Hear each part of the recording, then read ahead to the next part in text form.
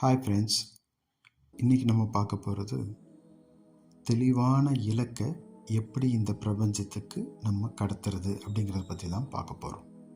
அப்போ இந்த பிரபஞ்சக்கிட்ட நாம் தெளிவாக பேசுகிறதுனால மட்டும்தான் நாம் நினைக்கிறத ஈஸியாக நம்மளால் அடைய முடியும்.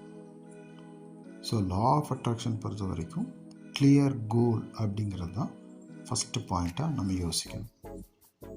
ஃபார் எக்ஸாம்பிள், இப்போ எனக்கு ஒரு கார் வாங்கணும் அப்படின்ற ஒரு தாட் ப்ராசஸ் இருந்துச்சுன்னா, எந்த பிராண்ட் வாங்க போகிறோம், அதில் என்ன கலர் வாங்க போகிறோம், அதில் என்ன வேரியண்ட் இருக்கோ அந்த வேரியண்ட்டில் பர்டிகுலராக நமக்கு எது தேவைப்படுதுங்கிறத கிளியராக நோட் பண்ணணும்.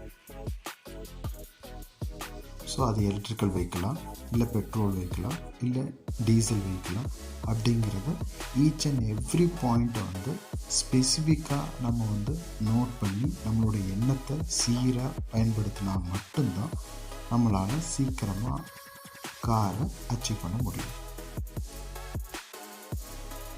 லா ஆஃப் அட்ராக்ஷனை பொறுத்த வரைக்கும் நம்ம எப்பவுமே நேர்மறையான எண்ணங்கள், சிந்தனைகளால் மட்டும்தான் இதை சாத்தியப்படுத்த முடியும்.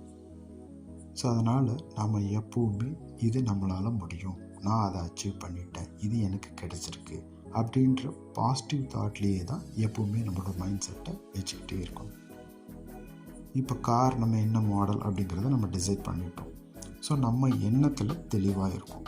ஸோ அடுத்தது நம்ம என்ன பண்ண போகிறோன்னா, நம்ம கார் ஷோரூம் போய் அந்த காரை நேரடியாக பார்க்கணும். எந்த கலர், எந்த மாடல், எந்த வேரியண்ட் சொன்னமோ அதே வேரியண்ட்டை, அதே மாடலை ஷோரூமில் நம்ம பார்த்து நம்ம விஷுவலாக பார்க்கணும்.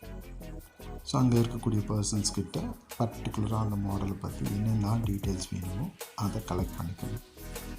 தென் இந்த கார் நம்மகிட்ட கிடைச்சா நம்ம என்ன ஃபீல் பண்ணுவோம், நம்மளோட மைண்ட் எப்படி இருக்கும், எந்த அளவுக்கு ஹாப்பினஸ்ஸாக இருக்குங்கிறத ரியலைஸ் பண்ணிக்கிட்டே இருக்கணும். ஸோ அடிக்கடி ஷோரூம் போய் நாம் பிரியப்பட்ட அந்த காரை பார்த்துக்கிட்டே இருக்கணும். ஸோ ஒவ்வொரு தடவையும் அந்த கார் நம்மகிட்ட கிடைச்சா எப்படி இருக்கும், அதை நம்ம எப்படி ட்ரைவ் பண்ண போகிறோம், நம்ம ஃபேமிலியோட ட்ராவல் பண்ணும்போது அதோட ஹாப்பினஸ் எந்த அளவுக்கு இருக்கும் அப்படிங்கிறது எப்பவுமே மைண்டில் நம்ம அதை நினச்சி பார்த்துக்கிட்டே இருக்கோம்.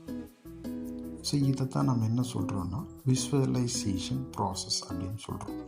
ஸோ அந்த ப்ராசஸ் நடந்து முடியறதுக்கு முன்னாடி, அதாவது நாம் ஆசைப்பட்ட பொருள் நம்மளை கைக்கு முன்னாடி வர்றதுக்கு முன்னாடியே அதை நம்ம அடைஞ்சிட்டா எந்த அளவுக்கு சந்தோஷப்படுவோங்கிறத நம்ம மனக்கண்ணில் ஓட்டி பார்த்துக்கிட்டே இருக்கணும். ஸோ எந்த அளவுக்கு ரியலிஸ்டிக்காக அதை நம்ம பார்க்குறோமோ அந்த அளவுக்கு அது நம்மளை சீக்கிரமாக தேடி வருதுங்கிறது தான் இந்த லா ஆஃப் அட்ராக்ஷனோட கான்செப்ட். நீங்கள் விரும்பிய உங்களுக்காக காத்திருக்க நம்பிக்கையுடன் பிரபஞ்ச கேளுங்க.